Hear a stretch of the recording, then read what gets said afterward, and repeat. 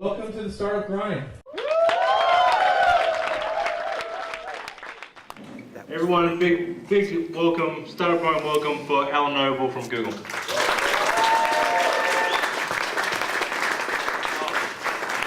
Good demo. Here's that mic. Oh, you do, don't you? You sit down. Thank you. Sorry.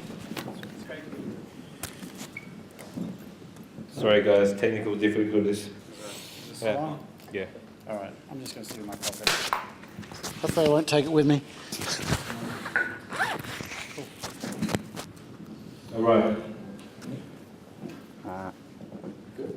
You know what? How's that? Good. Good enough? Yes. I don't need this then. Oh no, that one gets the camera. Oh, okay. Great. All right. Technology. Yes. So, all right. So tonight, yeah, it's very informal. I just want to hear, the story of Alan Noble, the story of, going to get a bit of background on you, then we're going to talk about some of your projects, successes, failures, the rest of it, and then we're going to get into a little bit about Google. And then I'm going to open up to you guys for some questions, and then you can pick on Alan for a little bit before he's got to leave. Okay. Sounds fun. All right. Except for the picking on Alan part, but okay. It's all part of it. Yeah, that's okay. So,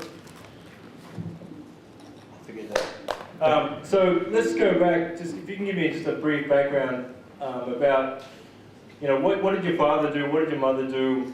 Yeah, don't worry, I'm not going to dwell on it for too long. But I just always like to know if you came from your dad had his own business, that kind of thing. I just like to. Nothing that exciting. No. So, my dad was a public servant in the South Australian Railways. And met my mum there, and when they got married, she stopped working, the traditional kind of, old, I guess, family. And yeah, so, but one thing I learned early from my parents, my dad had desperately wanted to go to university when he was a kid, and couldn't. And it was, and so when I had the chance, he did everything he could to kind of make sure that all of his kids. So I have a brother and a sister as well. So that was something that was because I was literally the first Noble, I guess, to actually ever go to university. So education was very important to you. Yeah. So what was your education? So I studied electrical engineering, but I fell in love with software about halfway through my engineering degree. And I'd done a bit of programming in high school, which was pretty unusual back then because, there were no desktop computers. You were programming basically mainframes and submitting a deck of cards to the computer. Well, basically twice a week a van would come by, pick up your deck of cards. It would run. You'd get it 2 days later. It was really, really ancient technology. And twice a year they'd take us to the computer centre, and you'd actually sit down at a terminal. So that was kind of the technology. But I'd done a little bit of programming. I'd done enough of it to know that I liked it. So at uni, I realised that the tools that the engineering department were making us use were absolutely awful. We were doing everything manually. We were designing circuits and doing layouts and schematics, pretty much by hand. I thought, look, this is pretty primitive. Maybe I can write a little program to make my life easier. So I did. And surprise, surprise, all of my classmates started using my program to make their lives easier too. This was the start of it, I guess. Well, this was my second year of uni, and I just thought, this software is actually pretty powerful. So I pretty much flipped from being interested in hardware to interested in software, although I still had another couple of years of my EE degree. But anyway, that's how I kind of got into it. And a few years later, I did a master's degree and did computer science. This is in Adelaide at this point? That was all Adelaide. After Adelaide, I went to Japan, lived there for a few years. Tell me about that. That was pretty cool. I got a job as a programmer, and so this was early on. This was like your first job out of. You really want to know how long ago it was? Okay, guys, I'm pretty old. This was the early 80s. So I remember when Xerox came out with the first Star workstation. I mean, everyone thinks Apple invented, the mouse. And no. That was Xerox PARC, and they came out with the Star Workstation. And one of them arrived. At the time I was working for NEC, and this thing arrived, and all the manuals were in English, and I was the only one in the department who could read English. I said, Aran-chan, you go read this, figure out how to use this. So I was like, oh, that's pretty cool. So I got to play with a Star Workstation. I worked as a programmer. I did everything from pachinko software, the firmware for vertical pinball, and just business applications in languages like COBOL and stuff like that. Yeah. Yeah, but this is so you get this education in Adelaide. How the hell did you end up in Japan programming? Well, so the thing about studying engineering is that it really teaches you how to think and solve problems, and so it's a general purpose degree. So, but as far as the programming, that was all on the job. And even when I came back to Australia many years later after living in Japan, I applied for a job. The company wanted a C programmer. I'd never programmed in C till that point in time, ever. And I just got a copy of the Strustrup. No, that's C++. The Koenig and Ritchie, C. Yeah, sorry. Get my languages straight. Ooh. Anyway, and I just boned up on it and applied for the job as a C programmer. So I think if I wanted to do something, I just kind of bone up for it and get prepared and kind of wing it. So I know that if anyone took the time to read the bio, you're a very successful entrepreneur in your own right before you even started working for Google. So you get this job in Japan. When did it become a point where you're like, I want to do my own thing? And tell me a bit about that.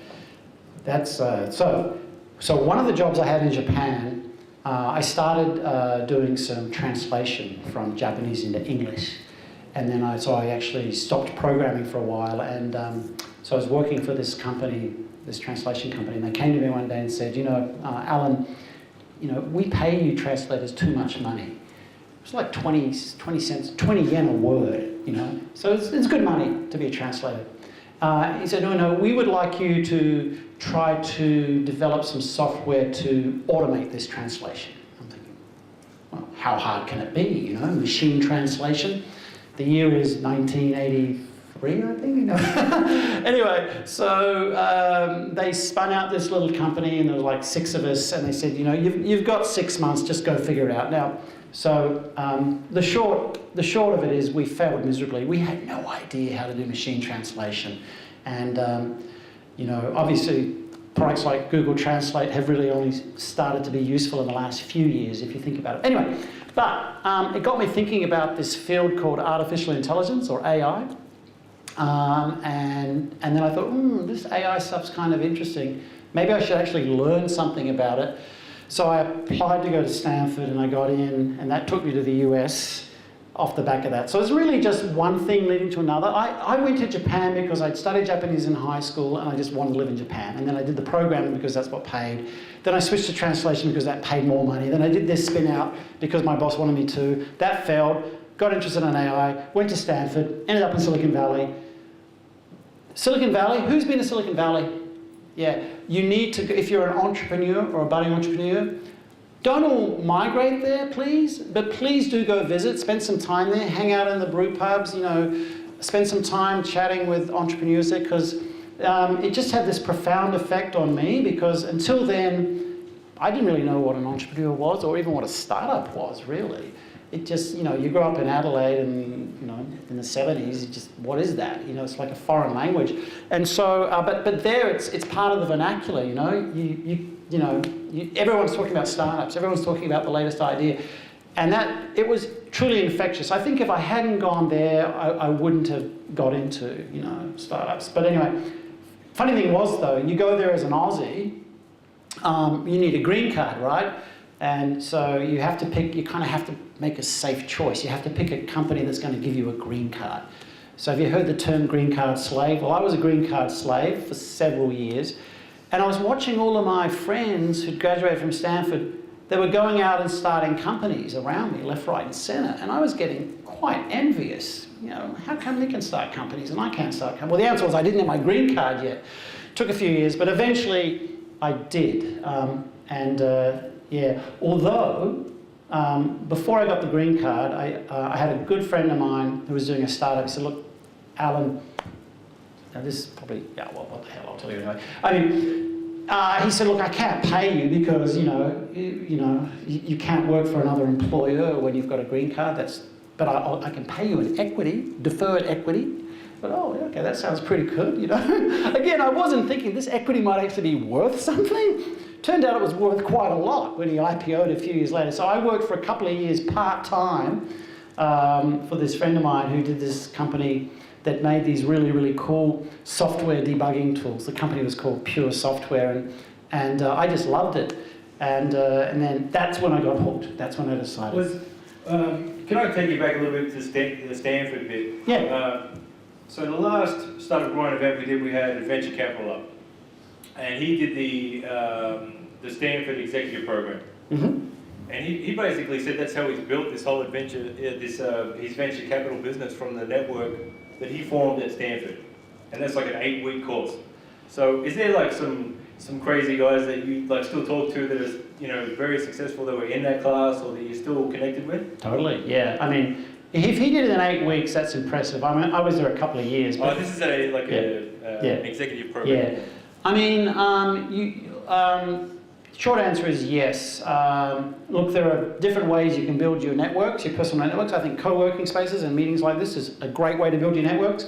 Going through an intensive experience like studying, postgrad studies or an executive program, that's another way.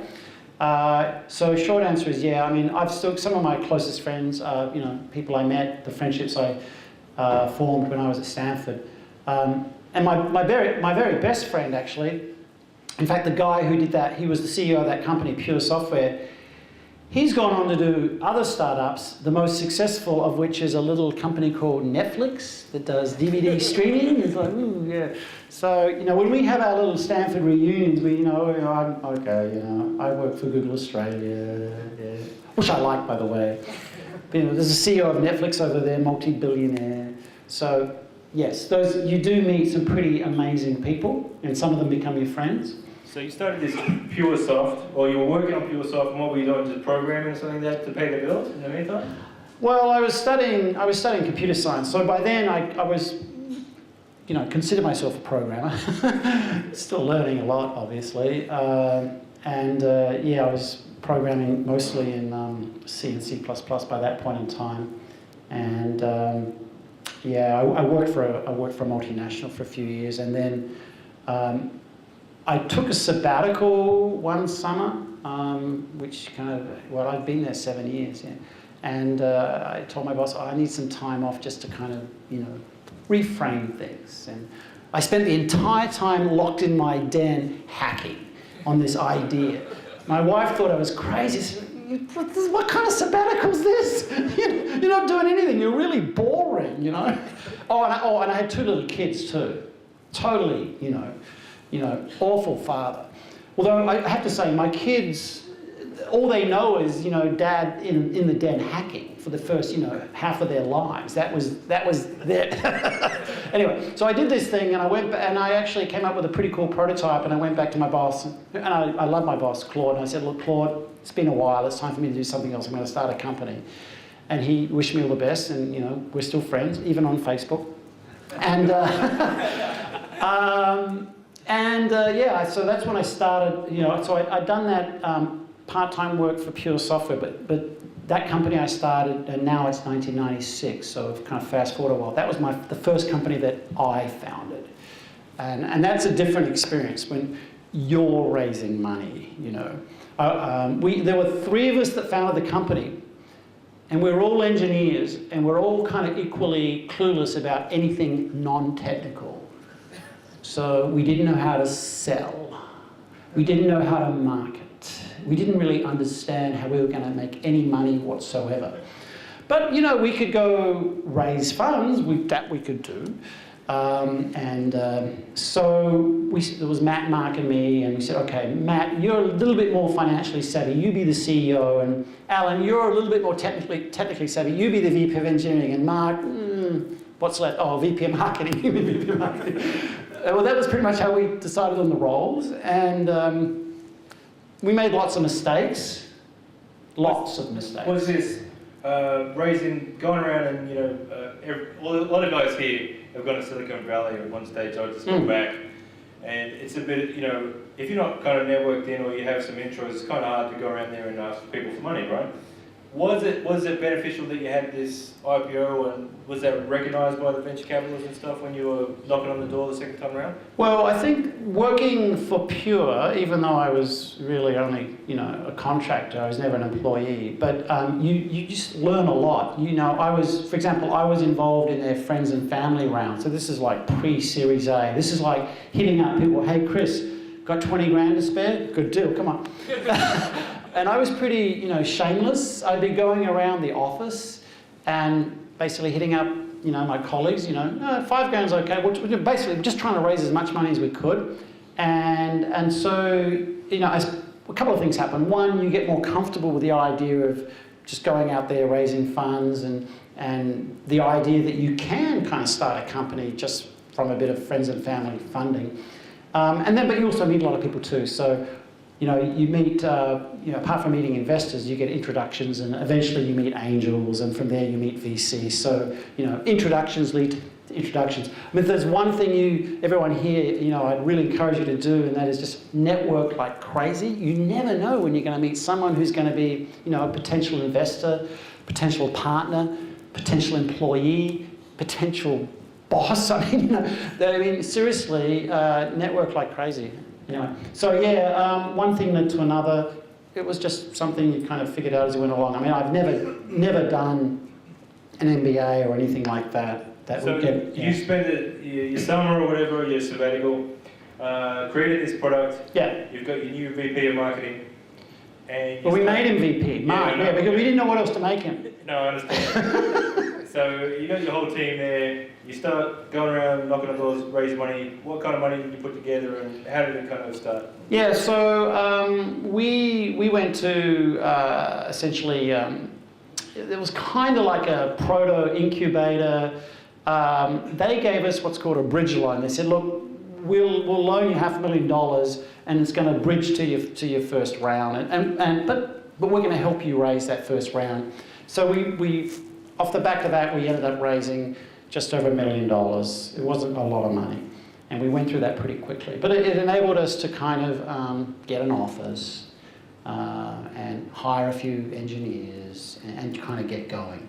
And then a year later, we were back on Sandhill Road, going up and down, raising our Series B. Well, actually, it wasn't a year. It was probably about 18 months later, and we raised $6 million. How many customers did you have and stuff? What was the customers? We had a free service. Okay. So you can tell we were figuring this out as we went along. So so the product was very simple, and we had a tagline. So you have to go back to the early days of search engines.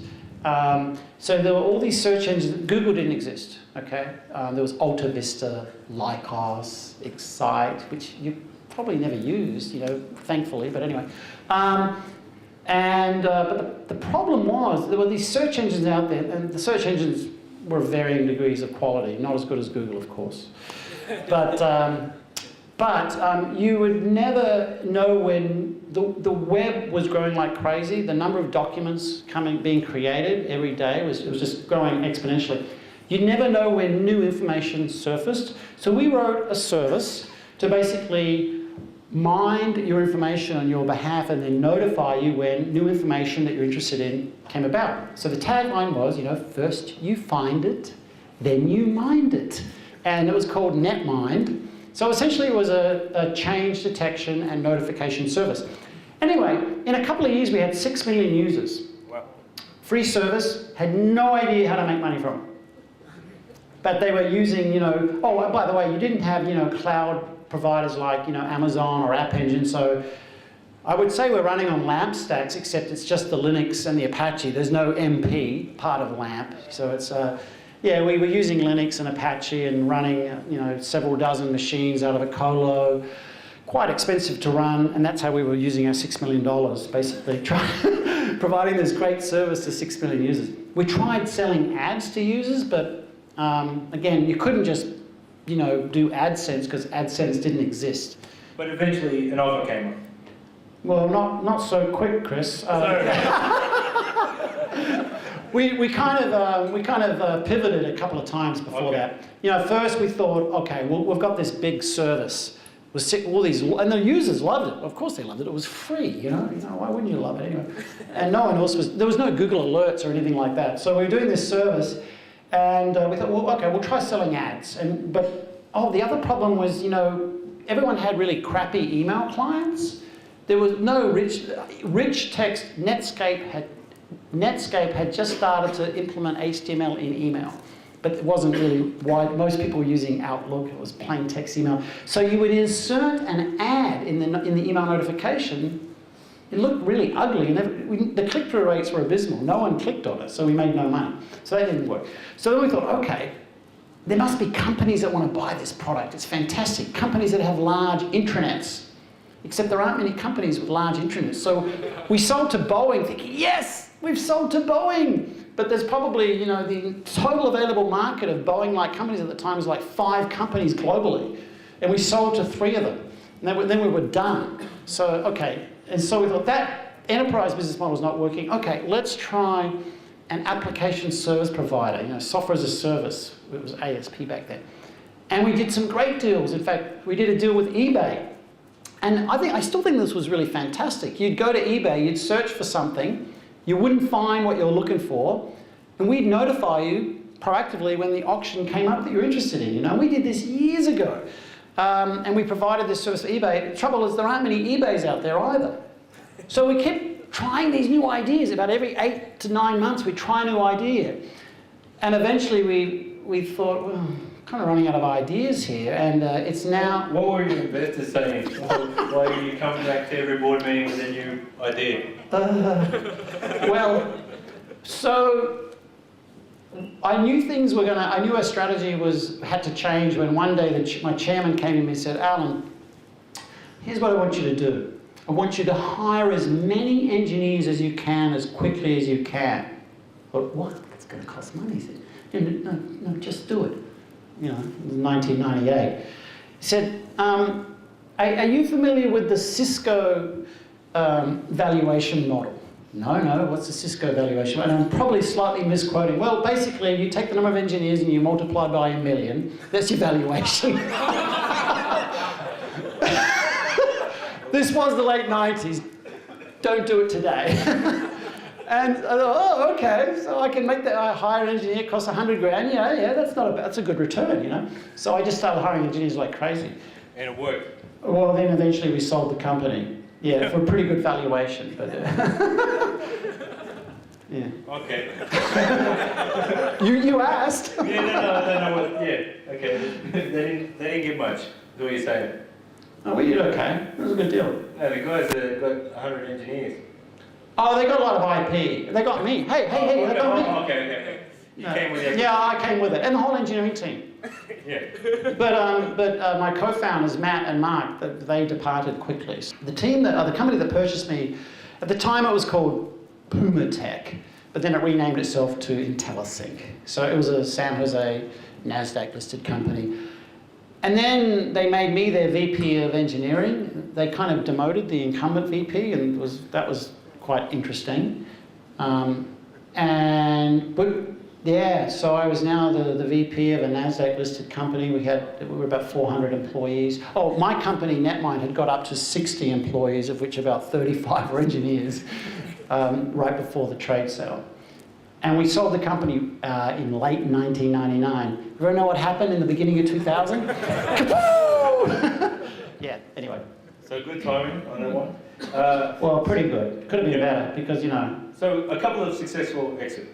Yeah. Well, the first one was that was an IPO, pure software, and that one was a trade sale. And then I came back to Australia shortly after that, a couple of years later.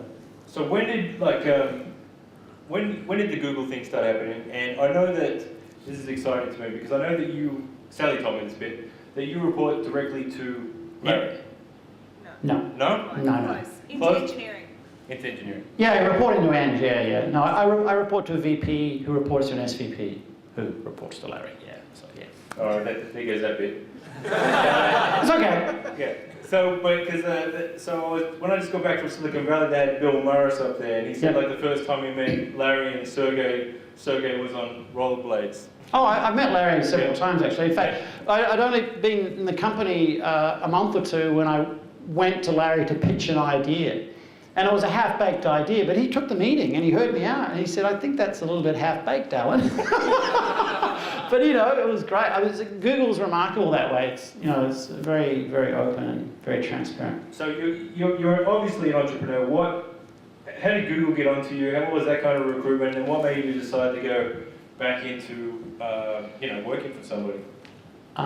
So I was in a startup company in Adelaide that I had founded in 2006. The Google recruiters started hitting me up, early 2006. They started hitting me up pretty aggressively, and the pitch was, hey, we really want to grow the Google Engineering Centre in Sydney. We've only got a few engineers. We want it to be big. We want it to be, you know, a couple of hundred engineers within a few years. So it's kind of like a startup, isn't it? You know, well, that's how they sold it. Better food and coffee than most startups. Anyway. And at first I said, no, go away. I've got my own company and I'm quite busy being CEO of my little company. But then, as one is, right? But then I decided midway through 2006 that I wanted to sell my company. And at that point something happened.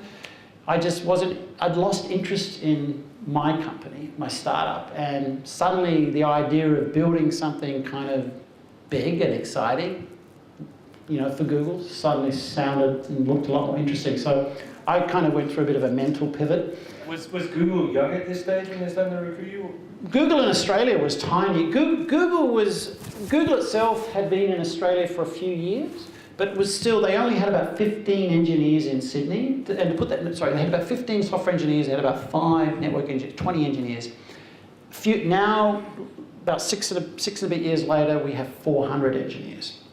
So that growth has essentially happened under my watch. And that's really been, that was essentially what they sold me. They said, you can grow, you know, this fantastic team.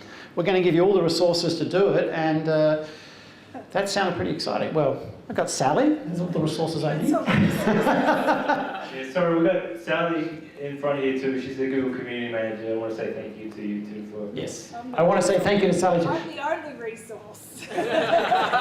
Sally's a program manager, does university outreach, startup outreach, K through 12 outreach, a few other things I'm forgetting. But she's under-resourced. Yeah, we're growing her team. Anyway, so we have... anyway, so that's how I ended up at Google. And yeah, you know, for someone who has been, you know, doing startups for, you know, almost a couple of decades, it felt a bit strange at first. So when you work for a company that has so many employees, how is Google taking care of their people? What's different about Google? What do you find that's kept you on board and excited to work there? Number one, the people you work with, and this should be true anywhere you work. You know, if you're working with great people, it's what keeps you going. It's, you know, and Google hires great people, and it's fun to work there. And it's, you know, I don't think I would have stayed at Google 6.5 years if I didn't really enjoy the people I worked with. I do enjoy the mission. I do enjoy the things we do. But having done a few startups and having built products, I'm actually, this may sound sacrilege coming from an engineer, but I'm less interested in the technology these days than I was, you know, earlier on in my career. I'm a lot more interested in building an enduring organization and having, you know, a lasting impact through people and an organization, you know. That may sound alien to the engineers in the audience, but, you know, one day you may think like that too. It's okay, you may not, that's okay too. And so, yeah, Google believes, I mean, Google takes its company culture very seriously, and culture is a precious thing. And for those of you who are starting companies today, I know you're probably super busy trying to get your first users, your first customers, try to get funding, hire people. I would encourage you to really think about you know, what's important to your company, your business, and really think about your company culture early, because it kind of has to be designed into your company early. It's not something you can kind of, you know, graft on when you already have 10 employees or 20 employees. So how did this Google Australia, was that kind of replicating Google in the US, or how was that drilled down to you? Yeah, so there's certain, I mean, we'd like to think we're, you know, a values-based organisation, and we are, but you know, there's one of the huge principles is transparency. Be hugely, like that meeting I took with Larry, and I'd only been there, you know, a couple of months. It's a very transparent. We place enormous trust. Even the lowliest summer intern has access to probably 95% of our code base. You know, that level of trust is, I would say, pretty unusual. So there's a huge importance associated with trust, transparency, openness. And you've probably heard, I guess, the values. They're on our website. You know, do the right thing, you know, for the user, by the user. I mean, it sounds like a cliche, but we do try really, really hard to do the right thing for our users.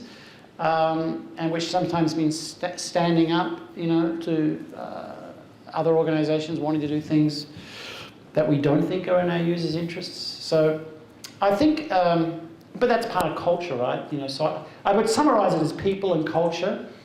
And I do think we make some amazing products. I'm really, really proud of the products that have come out of Google in Australia. I mean, if you don't know, Google Maps is an Australian invention. But what's interesting, actually, it was a startup.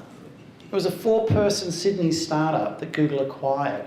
So that here's a direct correlation between innovation and startups and a company like Google, you know, being here in Australia today. So, you know, by the way, don't all hit me up to be acquired. It doesn't work that way, okay?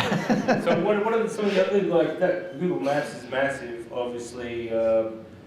What's some other cool stuff that, you know, we wouldn't necessarily know about it? So, okay, so a lot of the cool stuff, actually funny, one of the things we do a lot of in Sydney is infrastructure. So infrastructure is stuff you don't necessarily see, it's what, you know, it's the stuff that is under the hood that makes our services reliable and scalable. So, you know, we do a lot of infrastructure work. We also have teams that work on products that you may use. We have a team that works on Google Drive.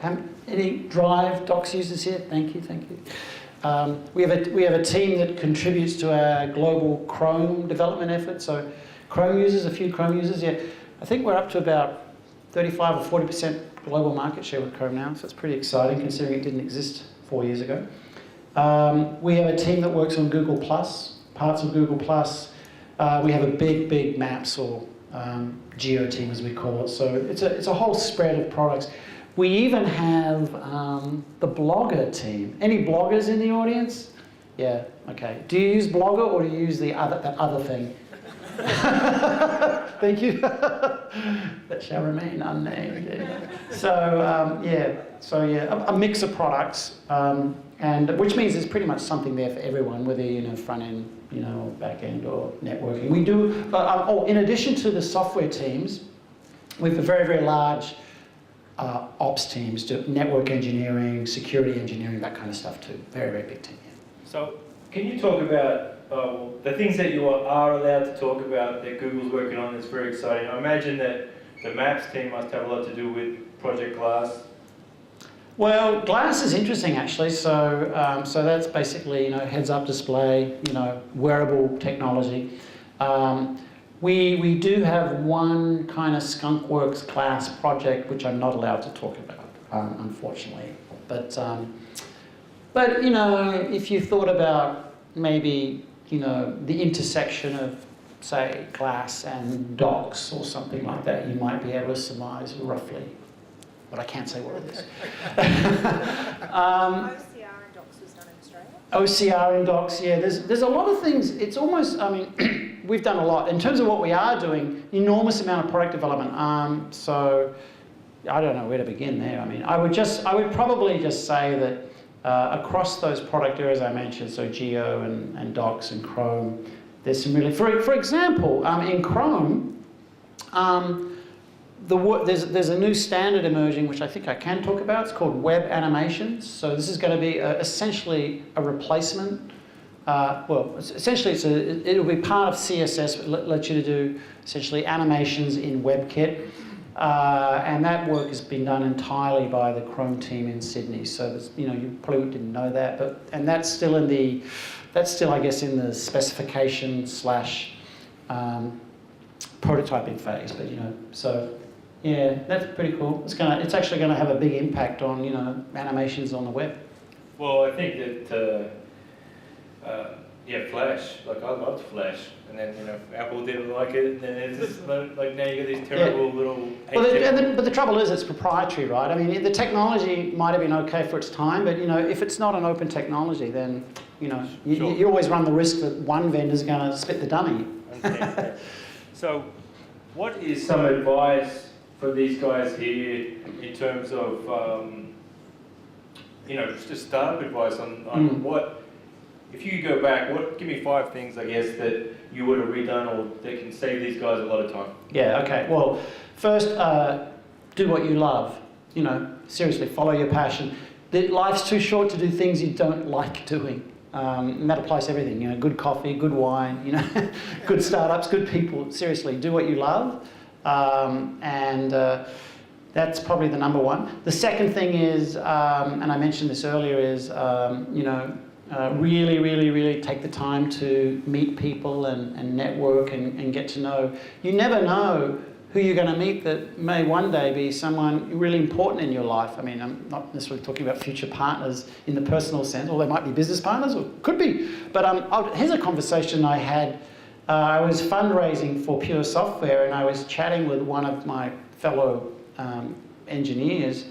And this really dweeby guy was standing by the water cooler. And yeah, we had water coolers. And this guy, I just thought he was a bit weird. He always wore jumpers all year round. Middle of the summer. This is California, San Jose. And he always dressed a bit like a dag. And I was just saying to my friend Ronnie, Ronnie, so you good for 50K to put into Pure Software? And Ronnie's saying, I don't know, maybe I can do 25. Come on, you can do 50. Anyway, and then this guy overhears the conversation, says, that sounds kind of interesting, Alan. I might be up for some money, putting some money in. Really? You? Anyway, he mentioned to me, he'd been a tech writer. He wasn't a programmer, he was a tech writer. He'd been a tech writer for a little startup company a few years earlier by the name of Cisco. And had made a bit of money at Cisco and had a bit of money, and so yeah. So the point is, don't judge a book by its cover. So yeah, people are really, really important. I think it's really, really important. I mean, to be prepared to adapt. I mean, I know the fashionable term is to pivot, but we called it adapt before we called it pivoting. But anyway, the point is, if something's not working, try something else. And that's really, really important too. If you are going to fail, fail fast and move on. Don't spend $1 million failing. If you can spend, 20,000, and then that's better than spending $1 million. So yeah, fail fast. There's one thing Google does really well too. We do a lot of experiments, and most of them don't work. You don't know about them, or actually some of them you do hear about. You might have heard about Google Wave. And you might have heard about Buzz. We do have failed experiments, but we have a lot of smaller experiments we do all the time, which you don't necessarily hear about, but we're learning from those experiments. So yeah, definitely do experiments, definitely fail fast. So that'd be probably the big things. But yeah, and if you're kind of just getting going, think long and hard about culture. The kind of culture you want to implant in your company. Think about it early and think about it often. All right. I'm going to open it up for some questions, if that's okay. Yeah. We'll just take about 5 questions. So, Alan, what's the biggest mistake you've made in a startup, and what did you learn from it? Biggest mistake and what did you learn from it? Ha. Well, I'll tell you 2 mistakes. I'll tell you a technical mistake I made. I had a bug in my mail notification service. It was like one of these corner cases, and probably insufficient testing. So, and what happened was, we were sending out notifications, and it got into an infinite loop. And I had essentially a dozen fairly fast machines at my colo spamming this poor internet service provider in Germany. And I basically brought them down. It was essentially a denial of service attack, completely unwitting. And we had this poor irate German tracked it back to us and to me and said, "What are you doing?" Anyway, so that was a big technical mistake. So in terms of I guess kind of startup type mistakes, well, I tried lots of things. Okay, the first startup I did when I came back to Adelaide, so I'm from Adelaide, full disclosure. I was so excited to actually find a startup in Adelaide that I didn't do much technical diligence on the company as much as I should have. I just said, yeah, I want in. Make me your CTO. And yeah, I kind of jumped in. And no, it wasn't that the company didn't have good people, and it wasn't that the company didn't have some technology, but you know, I really didn't. If I had been investing, well, I would have done a lot more diligence and technical diligence, but I was investing, you know, myself. And so I kind of jumped in there and like a ton of bricks, and in retrospect, you know, I probably should have slowed down a bit and done a bit more research. So that was kind of that was a mistake. But I've made lots of other mistakes, just, I guess, smaller mistakes or miscalculations, you know, business models that didn't work out. But that stuff, that's par for the course. You're going to do that all the time. You're going to try something. I prefer to call them learnings.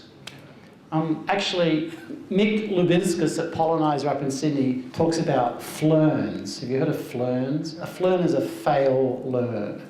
So flurns, not mistakes. Yep. I guess that kind of comes back to you saying, you know, about making sure that you're working on what you love as well. Because, you know, I do it myself. Sometimes you're looking at it more as an opportunist, right? Rather than, I really got to work. And I think there's a perception that, you know, in the startup world that I can make some money real quick with this thing, right? Whereas, like, you know, reality is you're going to have to work on this, whatever it is for about 10 years probably, right? Yeah, well, yeah, and investors get very scared when they see statements like that. Yeah, I do a bit of angel investing too, by the way. But again, full disclosure, I'm a very parochial angel investor, as most angel investors are, and I only angel invest in Adelaide. Nothing against Victorian startups or New South Wales startups. It's just it's the focus thing. It's one of those things you learn. Yeah, if someone comes to me and says, "Oh yeah, we can do a quick exit. We're going to be out of here by September 2014." I said, "No, you're not." And furthermore, I'm not investing. Anyway, much more interesting to see an entrepreneur that's so passionate about their business, they really want to build something. That's exciting. You were talking about culture before, and the question I sort of look at is, does the culture encourage the innovation, or would you say the challenge of the innovation or the development would then create the culture within the business? You want to recap that one? Yeah, so does which comes first? Does culture drives innovation, or innovation drives culture? It is circular. Yeah. I mean, you want a culture of innovation.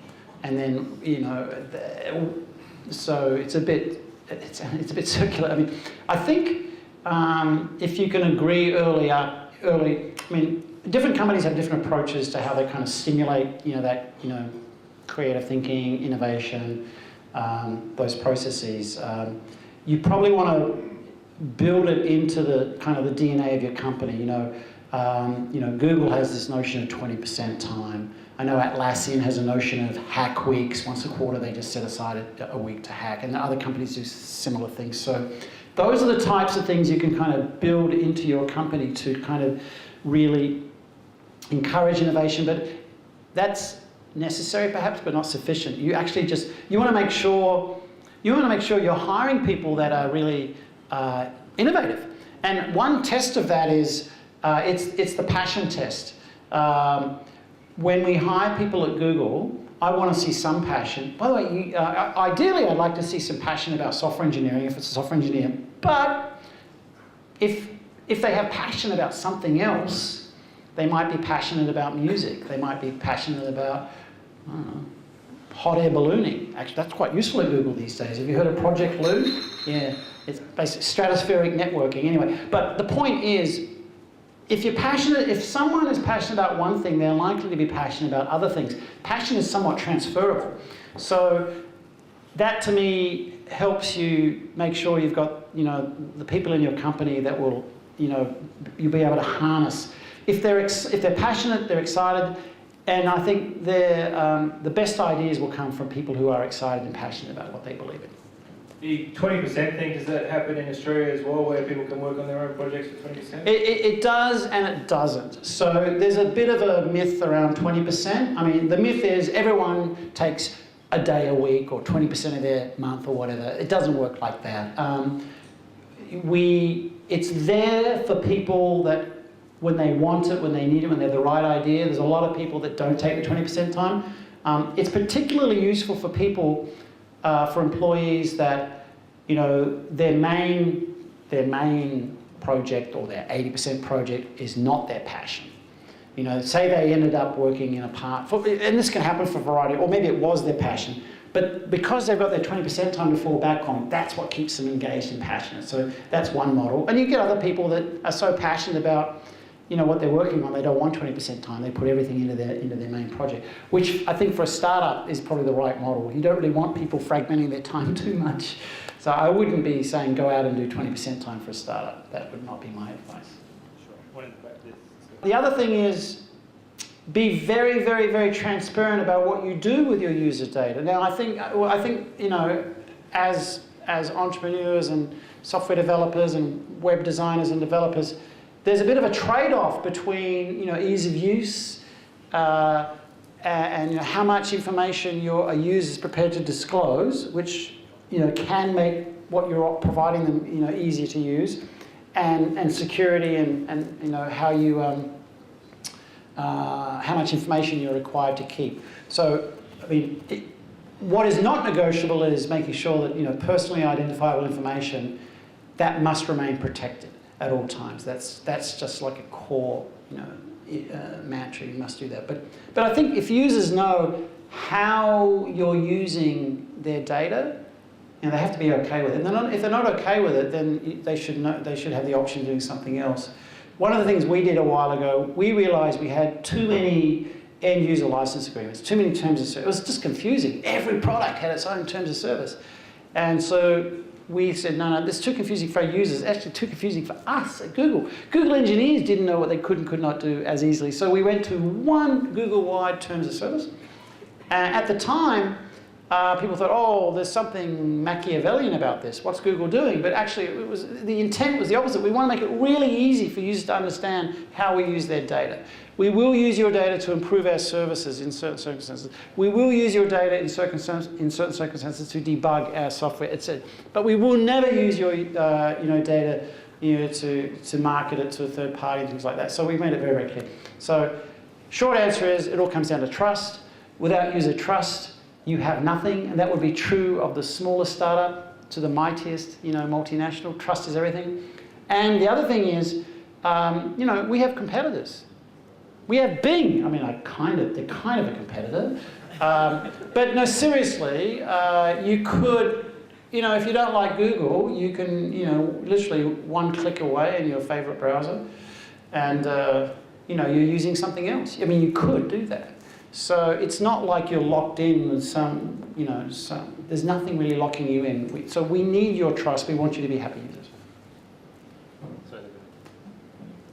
Hey, Alan, thanks so much for coming down. I think a lot of people feel really identified with your story, and there's so much that we can learn from you.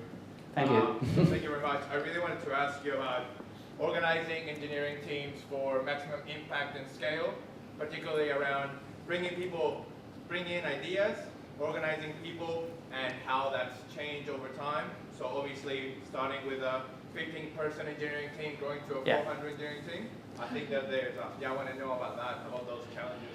That's almost worthy of a separate event to go. But I'll try to keep it, I'll distill it down to a few things. I mean, hire well, hire, skillfully, hire good people. I think the reason I can come down and spend a few days in Melbourne and a few days, out of the office is because we've got great people, doing things back in Sydney when I'm gone and others are gone. So you hire well. You can then essentially, getting the trust in place is a function of hiring good people that you trust, and they trust you too. So I'm saying it very poorly, but take the time to hire the right people for your organisation. The scaling comes. There's a lot of ways to scale an organisation and maximise the impact. And I don't want to completely understate the technology or the platform aspect of that, because there is a lot to be said for making sure that you're on very, very powerful collaboration platforms.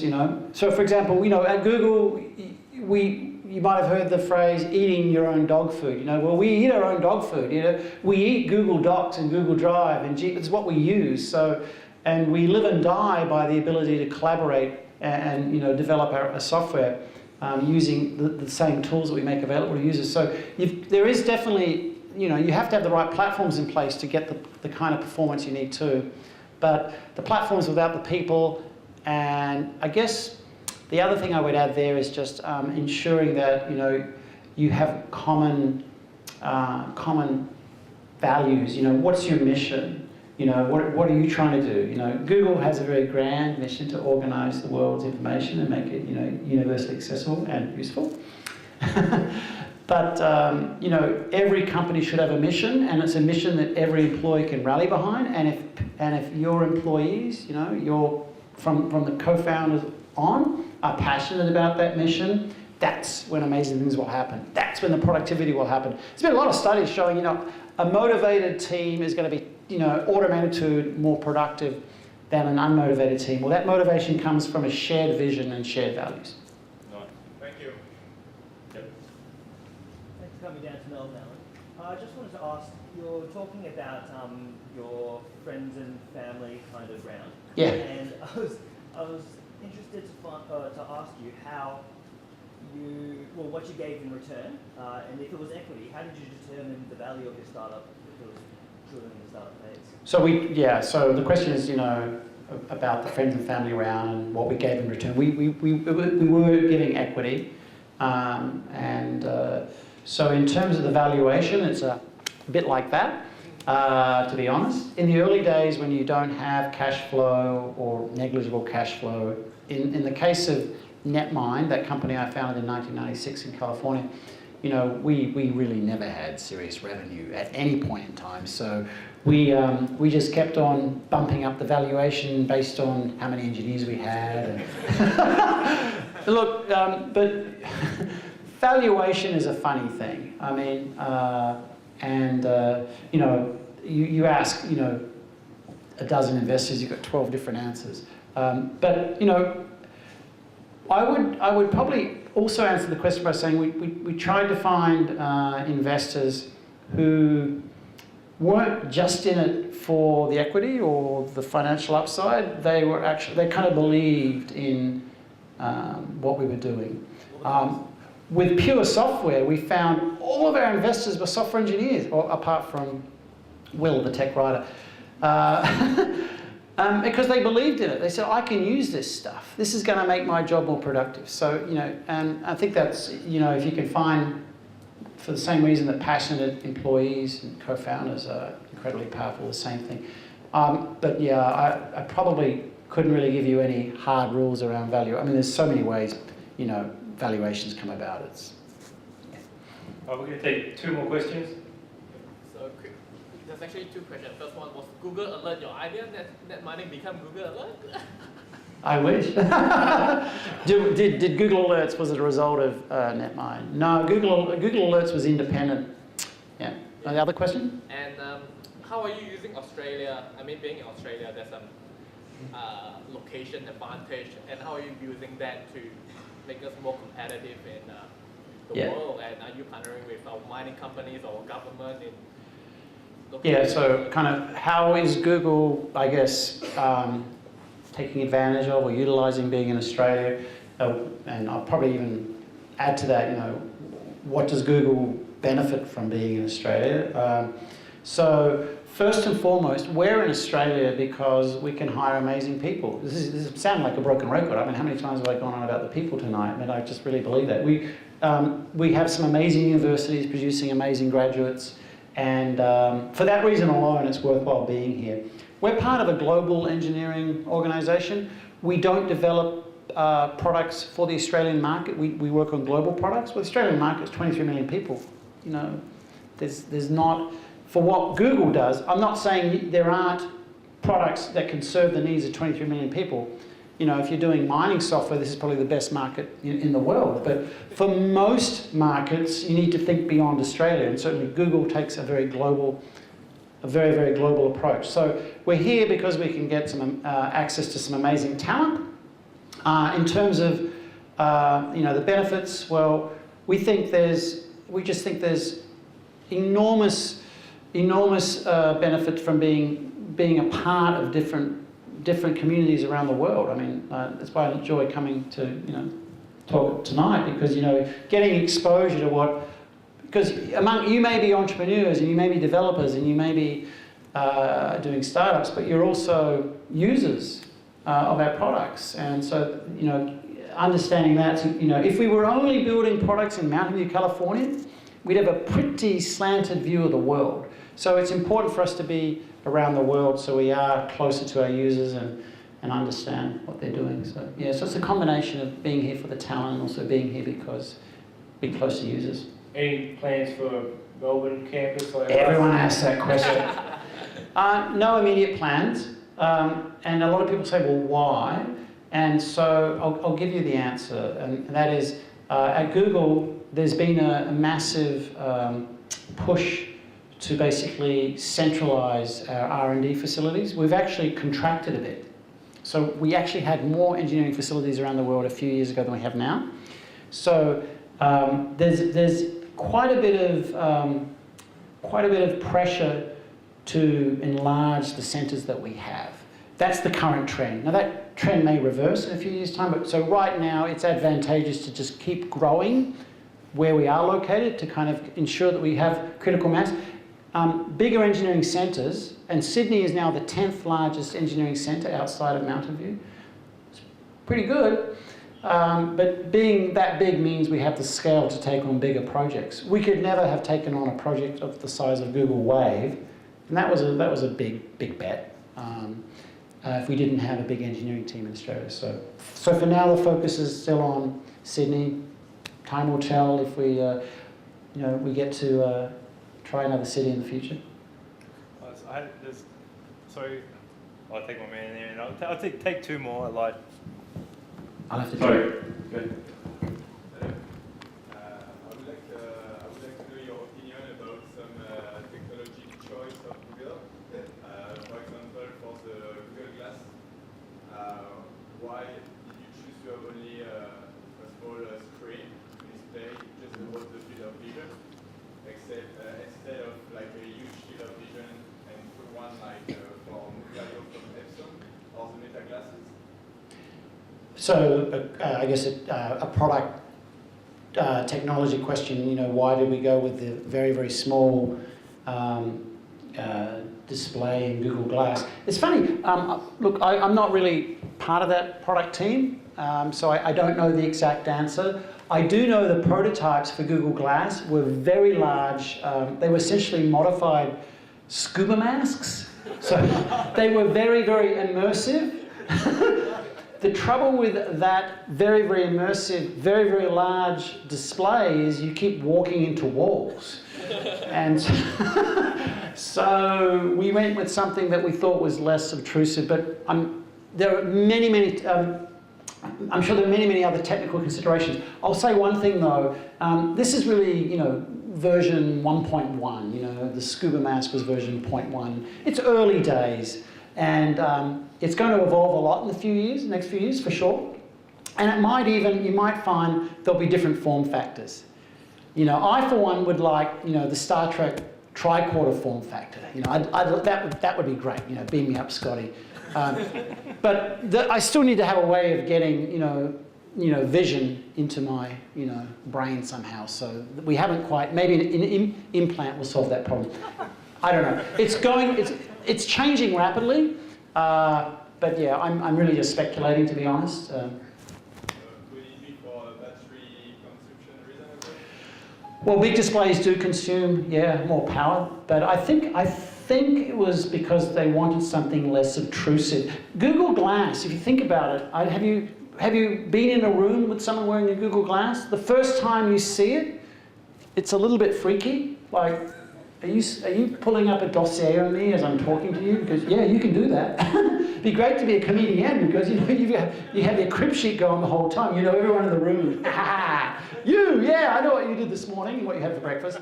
Anyway, seriously, actually we don't know that information. We'll take the last one here. We know that Raymond Kurzweil joined Google, and we can solve some IBM Watson's DQA system show good performance in some aspect.